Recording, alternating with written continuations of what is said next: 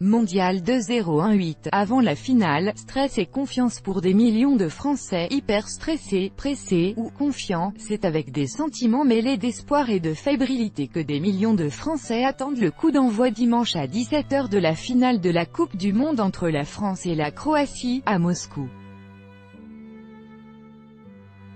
Dans les gares, l'impatience short de l'équipe de France, front et joues ornés de bleu blanc rouge et sac à dos siglé de la Fédération française de football. Gabine Dubois, 9 ans, est pressé que la France gagne. Sur le quai de la gare Lille-Flandre, il s'apprête à partir dans le lot où il regardera la finale en compagnie de ses camarades de colonie de vacances grâce au secours populaire. À ses côtés, sa maman Vinciane, qui a prévu de se rendre devant l'écran géant de Lens, Pas-de-Calais, est tout aussi enthousiaste. Je pense que c'est quelque chose qu'on ne va pas revivre d'ici un bon moment. À Bayeux, Calvados, Léa Perrier, 26 ans, attend. Je prends un train tôt ce matin pour être sûr d'être à Paris pour regarder le match avec mes amis à 17 h. Cette agente d'artiste qui déteste le foot habituellement, ses prises de passion pour les Bleus, l'adrénaline et les bons moments passés avec mes potes lors des matchs de poule. Si les Bleus gagnent, je vais aller faire la fête dans toutes les rues de Paris. C'est émouvant de voir toute la France réunie, quelle que soit l'origine ou la classe sociale. Au bar, on est prêt au comptoir de l'Europe, bar qui jouxte la gare Saint-Lazare à Paris. Sylvie enzalonne à le col de sa chemise avec des rubans bleu-blanc-rouge pour l'occasion. Si on n'est pas franchouillard aujourd'hui, quand est-ce qu'on peut l'être, s'amuse la serveuse. La Tour Eiffel s'est mise aux couleurs des Bleus le 14 juillet 2018, lors du traditionnel feu d'artifice copyright AFP. Zakaria Abdelkafi, l'établissement, habitué à recevoir touristes et gens de passage, s'attend à faire le plein pour la finale. On a déjà 5 ou 6 tables de réservées, un dimanche à 17 h, ça n'arrive jamais.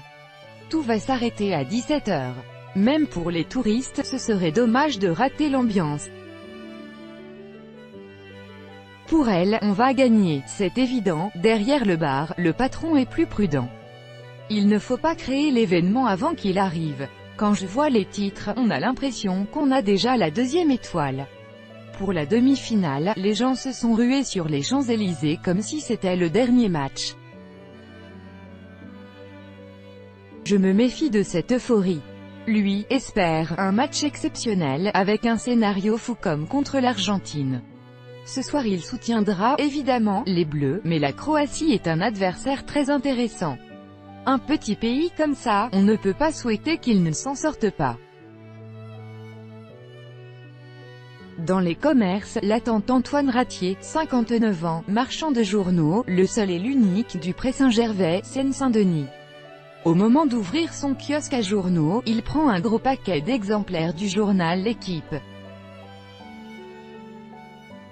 J'espère que demain j'en vendrai le double, à condition que les gens ne soient pas déjà tout partis en vacances. Il se déclare, hyper stressé, anxieux mais quand même confiant. Je n'ai pu voir que France-Belgique, je les ai trouvés hyper bons donc j'ai bon espoir. Il affirme ne pas trop suivre le foot, sauf depuis l'an dernier avec Amiens qui est monté en L1. C'est sa ville d'origine.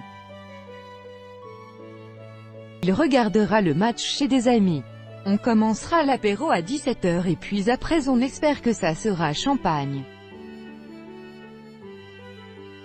Une escapade sur les champs en cas de victoire, non car même si on gagne, demain, il faudra être là de bonne heure. Claude Boutboul, 58 ans, gérant de supérette dans la même ville, se dit confiant avant le match.